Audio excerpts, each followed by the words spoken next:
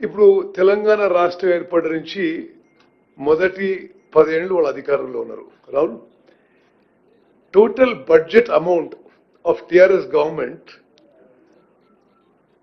ఆ budget figures లోనే 17.72 lakh crores total budget of TRS government over 10 years. 17.72 lakh crores. Irrigation పై ఎంత ఖర్చు పెట్టున్నారంటే 1.83 lakh crores. అది కూడా ఎక్కువ శాతం ఇరిగేషన్ లో చాలా కాస్ట్లీ లోన్స్ తీసుకొచ్చి హై ఇంట్రెస్ట్ మీద high interest short tenure loans తోని ఇప్పుడు ఆల్రెడీ ప్రిన్సిపల్ ఇంట్రెస్టే కాదు ప్రిన్సిపల్ రీపేమెంట్ కూడా మొదలవుతుంది. అయితే మీ అందరికీ మీలో కొంతమంది ఇరిగేషన్ వెటరన్స్ కూడా మీరు ఒక విషయం నేను గుర్తు చేస్తున్నా ఏంటంటే ఇరిగేషన్ బడ్జెట్ లో returning of early irrigation loans is also part of irrigation budget. పోయిన సంవత్సరం కేవలం ఇరిగేషన్ మీద తీసుకున్న లోన్సే దానికి repayment principal plus interest was 16,000 crores a year. మరి ఆ స్థాయిలో అప్పులు చేసి high cost short tenure loans తీసుకొచ్చి రాష్ట్రానికి ఏమైనా ప్రయోజనం జరిగిందంటే ప్రయోజనం కంటే నష్టం చాలా ఎక్కువ జరిగింది. మరి అదే నష్టం చేసిన వాళ్లే ఏదో ఒక ప్రొపగాండానో ఒక హేళనగా మాట్లాడుతూ ఇంకెవరికేం తెలియదు మేమే తెలియకలోళ్ళం అసలు ఇంకోలేంది ఆ అధికారులు ఉన్నట్టు అసలు వాళ్ళు చాలా అసందర్భంగా అర్ధరహితంగా మూర్ఖంగా మాట్లాడుతున్నారు. అందులో కొన్ని విషయాలు నేను మీ ముందు మరోసారి తీసుకొస్తున్నా. కొన్ని విషయాలు నేను ఇదివరకు చెప్పిండొచ్చు కానీ ఇట్ ఈస్ అంటే రిక్వైర్డ్ అగైన్ అండ్ అగైన్ నాకు అనిపిస్తోంది. కల్వకుంట్ల చంద్రశేఖరరావు గారు మాజీ ముఖ్యమంత్రి పాలమూరు రంగారెడ్డి లిఫ్టిగేషన్ స్కీమ్ కి మేము 90% పనులు చేసినాము, వీళ్ళు తట్టెడు మట్టి ఎత్తలేదు, మేమేదో గొప్ప చేసినట్టుగా ఆయన మొదటి రోజు మాట్లాడిండు, మళ్ళా వారి అల్లుడు గారు మాట్లాడిండు. దానికి కొన్ని ఫ్యాక్ట్స్ అండ్ ఫిగర్స్ తో ఎంత అబద్ధాలు చెప్తున్నారో దయచేసి మీరు గమనించాలి. తెలంగాణ ప్రజానీకానికి తెలంగాణ రైతాంగాన్ని తెలవాలి. ప్రత్యేకంగా అతను ఉమ్మడి మహబూబ్ నగర్ ఉమ్మడి నల్గొండ జిల్లా గురించి వాటర్ రిసోర్స్ గురించి మాట్లాడింది కాబట్టి వాళ్ళు ఖర్చు పెట్టింది 27,000 కోట్లు పాలమూరు రంగారెడ్డి ప్రాజెక్ట్ మీద. నేను మొన్న చెప్పిన విషయం మళ్ళీ గుర్తు చేస్తున్నా, 27,000 కోట్లు ఖర్చు పెట్టి ఒక్కెకరానికి కూడా ఆయకట్టు ఇవ్వలే. వాళ్ళు చేసిందల్లా ఒక్క పంపు ఆన్ చేసి కొన్ని గంటల కోసం ఆన్ చేసి మళ్ళీ బంద్ చేశారు. వాళ్ళ హయాంలోనే ఈ ప్రాజెక్టు రివైజ్డ్ కాస్ట్ వాళ్ళు సెంట్రల్ వాటర్ కమిషన్ కి సబ్మిట్ చేసిన డిపిఆర్, నేను మాట్లాడిన ప్రతి మాటకి మీకు డాక్యుమెంటరీ ఎవిడెన్స్ కూడా ఇస్తా. వాళ్ళు ఇది DPR submitted to central water commission for cost of Palamuru Rangareddy lift irrigation scheme is 55,086 crores. అంటే మీరు లెక్కలు కూడా అర్థం చేసుకోండి. ఆ పెద్ద మనిషి ఏమన్నాడు, 90% పనులు చేసినావు, వీళ్ళు తట్టెడు మట్టి కూడా ఎత్తలే, వీళ్ళు అడ్జస్ట్ చేసినవి. వాళ్ళ టైంలోనే వాళ్ళు సెంట్రల్ వాటర్ కమిషన్ కి సబ్మిట్ చేసిన Palamuru Rangareddy lift irrigation scheme కి డీటెయిల్డ్ ప్రాజెక్ట్ రిపోర్ట్ లో ప్రాజెక్ట్ కాస్ట్ 55,086 కోట్లని చెప్పడం జరిగింది. మరి ఈ 55,000 కోట్లలో పూర్తి స్థాయిలో ఆయకట్టు కాలువలకి డిస్ట్రిబ్యూటరీ ఛానల్స్, ల్యాండ్ అక్విజిషన్ కి R&R కూడా ప్రొవిజన్ ఇవ్వలే. కేవలం అంటే ఈ 55,000 కోట్లు కాకుండా నేను చెప్పే విషయం, ఉదాహరణకి వాళ్ళు అన్ని కలిపి ఈ డిస్ట్రిబ్యూటరీ ఛానల్స్ కి ల్యాండ్ అక్విజిషన్, R&R ఆ వర్క్ కలిపి ఈ డిపిఆర్ రివైజ్ కాస్ట్ లో 3,150 కోట్లు పెట్టిండ్రు. వాస్తవంగా 30,000 ఎకరాల ల్యాండ్ అక్విజిషన్ ఇంకా చేయాల్సి ఉంది. మనం 20 లక్షల ఎకరానికి చొప్పున తీసుకున్నా ఇంకొక 6,000 కోట్లు ఇప్పుడు ల్యాండ్ అక్విజిషన్ కి, డిస్ట్రిబ్యూటరీ ఛానల్స్ కే ల్యాండ్ అక్విజిషన్ కి అవసరం. మన దాని మీద R&R, దాని మీద వర్క్ల కాస్ట్. సో వాళ్ళ టైంలో రివైజ్ ఎస్టిమేట్స్ కానీ సబ్మిట్ చేసిన డిపిఆర్ 55,000 కోట్లకి ఇంకొంత పెరుగుతుంది, బికాస్ వాళ్ళు ఇంక్లూడ్ చేయలేదు కాబట్టి. ఇంకో విషయం చెప్పాలి, 1 ఎకరం ఆయకట్టు ఇవ్వకపోగా ఒక్క ఆయకట్టు కాలువ తట్టెడు మట్టి వాళ్ళు ఎత్తలేదు, ఒక్క డిస్ట్రిబ్యూటరీ ఛానల్లో పని మొదలు పెట్టలేదు. అంటే ఇంత దుర్మార్గంగా, ఇంత బరి తెగించి అబద్ధాలు చెప్పడం నేను ఎక్కడ చూడలే.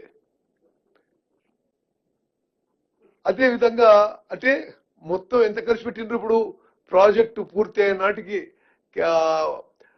వాళ్ళు లెక్కలు, వాళ్ళు వదిలిపెట్టేసిన ఇష్యూస్ మనం if you calculate the total cost, వాళ్ళు 35-36% మరి కేవలం 35-36% ఆ ప్రాజెక్టు పనులు చేసి పదే 90%. అదే దేనికి 90% ఎవరికి అర్థం కాదు. మీకు కొన్ని ఆయన పెద్ద మనిషి అన్నాడు, తట్టెడు మట్టి ఎత్తలేదు, రూపాయి ఖర్చు పెట్టలేదని. మేము వచ్చిన తర్వాత ఈ 2 ఏళ్లలో 7,000 కోట్ల రూపాయలు మరి ఈ పాలమూరు రంగారెడ్డి లిఫ్టిగేషన్ స్కీమ్స్ కి ఖర్చు పెట్టడం జరిగింది. ఎంత పని జరిగిందని మీకు ఒక ఉదాహరణ చెప్తున్నా. 67 లక్షల క్యూబిక్ మీటర్ల అర్త్ వర్క్ జరిగింది, 7 లక్షల క్యూబిక్ మీటర్ల కాంక్రీట్ వర్క్ జరిగింది, 9 కిలోమీటర్ల pressure mains length pressure mains లే చేయడం జరిగింది. వాళ్ళ హయాంలో ఒకటే ఒక పంపు ఇన్స్టలేషన్ కమిషన్ జరిగింది. మేము వచ్చిన తర్వాత మరో 11 పంపులు installation and ready for commissioning. ఇంకోటి అన్ని అనుమతులు అయిపోయాయని, అరే ఇంత అంటే మరి తెలంగాణ ప్రజా జీవితంలో ప్రముఖ పాత్ర పోషించిన వాళ్ళు ఇట్లా అబద్ధాలు చెప్పడం మీరు గమనించాలి, తెలంగాణ ప్రజానికాన్ని గమనించాలి. అనుమతులు పొందినే అంటున్నాడు ఆయన. హైడ్రాలజీ అనుమతి లేదు అంటే నీటి కేటాయింపు లేదు, ఎన్వైరన్మెంట్ క్లియరెన్స్ లేదు, ఇరిగేషన్ ప్లానింగ్ బీసీ రేషియో లేదు, ఇంటర్స్టేట్ క్లియరెన్స్ లేదు, ఏ అనుమతులు లేవు. మరి వాళ్ళు పెద్దగా సాధించిందేం లేదు. మరి ఏ విధంగా వాళ్ళు మాట్లాడినరో దయచేసి మీరు గమనించాలి. డిపిఆర్ రిటర్న్ గురించి మాట్లాడతారు. డిపిఆర్ వాళ్ళ హయాంలో రిటర్న్ అయ్యి, డిపిఆర్ రిటర్న్ అంటే మరి మీరు ఎవరన్నా గవర్నమెంట్ ఇండియాలో సిడబ్ల్యూలో పనిచేయగలిగితే ఈ కారణాల వల్ల ఇది పునః పరిశీలించండి అని చెప్పడం జరిగింది. వాళ్ళ హయాంలో కూడా రిటర్న్ అయింది, వాళ్ళు కొంత జవాబు ఇచ్చారు, మా హయాంలో కూడా జవాబు ఇచ్చాం. మా హయాంలో వాళ్ళు వదిలిపెట్టిపోతే ఏది వాళ్ళు చెప్పిన విషయమే, 45 టీఎంసీ పాలమూరు రంగారెడ్డికి మైనర్ ఇరిగేషన్ సేవింగ్స్ లో ఉపయోగించుకుంటామని వాళ్ళు ఇచ్చిన జియోనే. మరి దానికి అనుగుణంగా మేము వచ్చిన తర్వాత డీటెయిల్డ్ గా ఇది మీరు జాగ్రత్త వినాలి.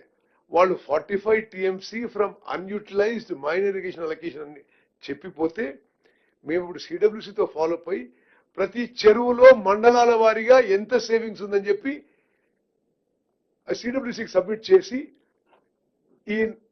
ఈ మైనర్ ఇరిగేషన్ సేవింగ్ లో పాలమూరు రంగారెడ్డి అలొకేషన్ కి ఒక అడుగు ముందుకేసినాం, ఒక ప్రోగ్రెస్ చేసినాం. అదేవిధంగా పదే పదే ఉత్తమ్ కుమార్ 45 టీఎంసీ, ఉత్తమ్ కుమార్ 45 టీఎంసీ అంటే హరీష్ రావు అంత తెలివితేటలు మాకు లేవచ్చు, కానీ మేము కూడా ఎంతో కొంత చదువుకున్నాం. ఇది ఈ లెటర్ కాపీ కూడా నేను మీకు, ఇది లేటెస్ట్ లెటర్ అంటే ఇది December 13th, 2025. అక్కడున్న ఇరిగేషన్ కేంద్ర ప్రభుత్వం Jalshakti ministry secretary, this latest letter. అంటే నేను పదే పదే నాకున్న శాఖల్లో కేంద్ర ప్రభుత్వంతో నిరంతరం ఫాలోఅప్ చేస్తున్నా. ఇది లేటెస్ట్ లెటర్. నేను ఇది చదువుతా మీకు.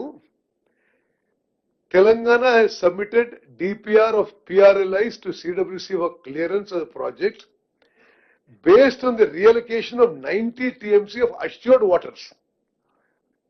I have highlighted it also.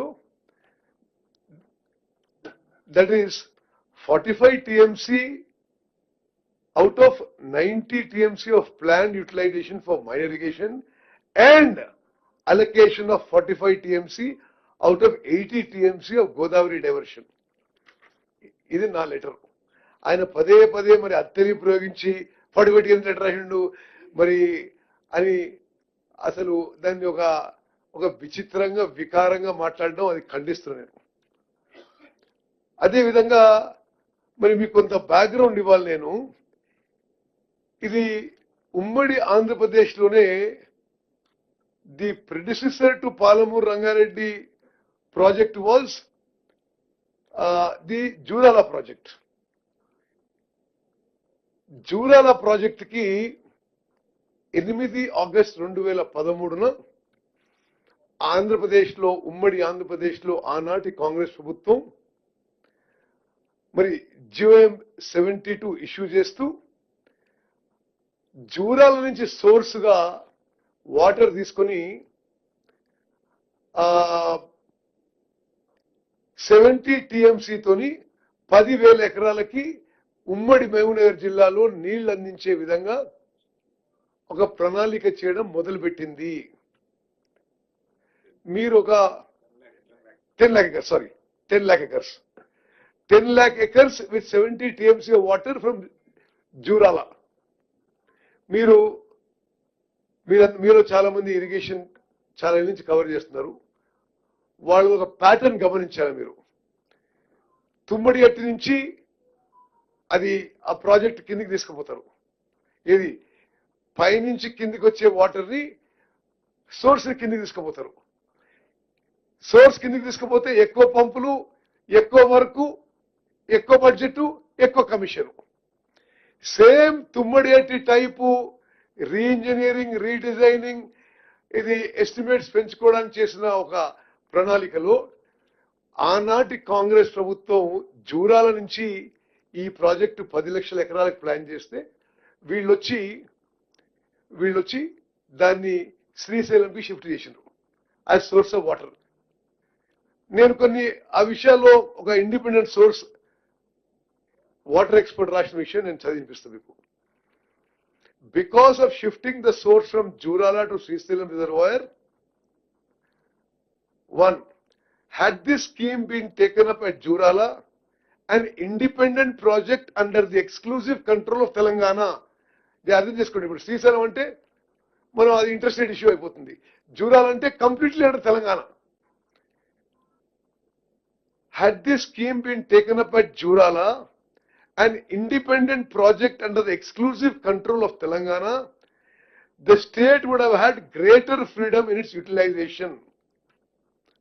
Further, shifting it to Srisailam, a common reservoir, has resulted in a conflict of interest and a confrontation with Andhra Pradesh. The cost of the project has increased hugely because additionally the water has to be lifted by another 100 meters.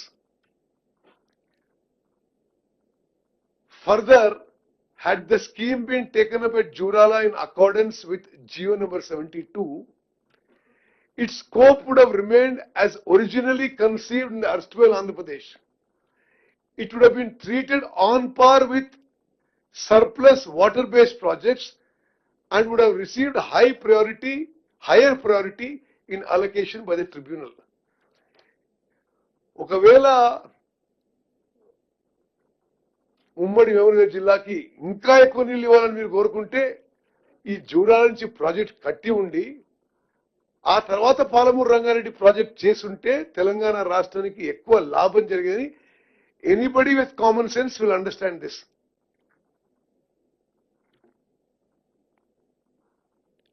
అదే విధంగా ఉమ్మడి మహబూబ్నగర్ జిల్లా ఓ ఓ అని అన్యాయం జరిగిపోయిందని ఓ పెద్ద మనిషి మనం మొత్తుకుడుగా వాళ్ళు అధికారంలో వచ్చిన రోజు నుంచి దిగిపోయే వరకు 10 ఏళ్ల పాటు కల్వకుర్తి, భీమా, నెట్టెంపాడు, కోయిల్ సాగర్ జూన్ 2, 2014 ఏ రోజైతే ఆయన ముఖ్యమంత్రిగా ప్రమాణ స్వీకారం చేసిండో కేసీఆర్ గారు ఆ రోజు పెండింగ్ ప్రాజెక్టులనే ఉన్నాయి. ఆయన మేము ప్రమాణ స్వీకారం చేసిన డిసెంబర్ 7, 2023 వరకు కూడా మరి అట్లనే పెండింగ్ ఉన్నాయి. అంటే యూ కెన్ జస్ట్ ఇమాజిన్ 17,72,000 కోట్ల 10 ఏళ్ల బడ్జెట్, ఇరిగేషన్ కి 1.83 lakh crores ఖర్చు పెట్టి కల్వకుర్తి, భీమా, నెట్టెంపాడు, కోయిల్ సాగర్ పూర్తి చేయడానికి అవసరమయ్యే కేవలం 1,600-1,700 కోట్లు కేటాయించక ఈ ప్రాజెక్టులు నిర్లక్ష్యానికి గురై మరి ఇప్పుడు మా హయాంలో అది 100% 100% పూర్తి చేస్తామని చెప్పి మాటిస్తున్నాం. అదేవిధంగా Palamuru Rangareddy lift irrigation scheme, Kaleshwaram scheme లో ఏది ముందు మొదలైందండి? ఫస్ట్ నీకు గుర్తుందా? పాలమూరు రంగారెడ్డి స్కీము, కాళేశ్వరం స్కీమ్ లో ఏది ముందు మొదలైంది? జియో ముందు ఏది వచ్చింది? పాలమూరు రంగారెడ్డి. మరి అక్కడనేమో ఆల్మోస్ట్ 1 lakh crores ఖర్చు పెట్టిండ్రు, ఇక్కడనేమో ఎందుకు 27,000 కోట్లు ఖర్చు పెట్టిండ్రు? మరి వాళ్ళు చెప్పిన అంచనా ప్రకారం వాళ్ళు ఏది 35,000 కోట్లు కదా. మరి అది పెరిగింది, అది ఫాల్స్ ఎస్టిమేట్స్ అయినా వాళ్ళ లెక్కల ప్రకారమే మనం చూస్తే తర్వాత మొదలుపెట్టిన కాళేశ్వరం ప్రాజెక్టుకి మీరు 1,00,000 కోట్లు ఖర్చు పెట్టి ఉమ్మడి పాలమూరు రంగారెడ్డిలో పాలమూరు రంగారెడ్డి స్కీమ్ కి మరో 8,000 కోట్లు ఖర్చు పెడితే మీ లెక్కల ప్రకారం పూర్తి అయ్యేది కదా నర్సింగ్, అవునే కదా? ఇంకో 16-17 crores తోని కల్వకుర్తి, భీమా, నెట్టెంపాడు, కోయిల్ సాగర్ పూర్తయ్యేవి. నేను ఓన్లీ ఇప్పుడు కృష్ణా బేసిన్ గురించి మాట్లాడుతున్నా ఇలా. ఓకే, మరి ఎందుకు మీరు కాళేశ్వరం అంటే మీకు అంత ప్రేమ, ఈ మరి ఉమ్మడి మహబూబ్నగర్ జిల్లా, ఉమ్మడి నల్గొండ జిల్లా అంటే ఎందుకంత కోపం మీకు? ఎందుకంత పక్షపాతం కాళేశ్వరం ప్రాజెక్ట్ పట్ల?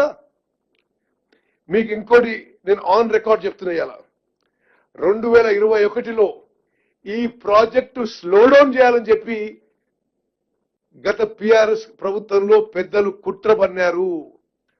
ఆ రోజున్న పాలమూరు రంగారెడ్డి ప్రాజెక్టులోనే ఈ రోజున్న అధికారులు, ఆ రోజున్న ఈఎన్సీ వీళ్ళకి మీరు ఈ పనులు కొంత స్లో చేయండి అని చెప్పడం జరిగింది. మరి ఇంత కుట్ర పన్ని ఉమ్మడి మహబూబ్నగర్, ఉమ్మడి నల్గొండ జిల్లా మీద అసలు ఉద్యమం గురించి మాట్లాడి ఇంత నిస్సిగ్గుగా, ఇంత నిర్లజ్జగా మాట్లాడడం ఇది వాళ్ళకే తగ్గుతుందని చెప్పి మనం ఇస్తున్నాం.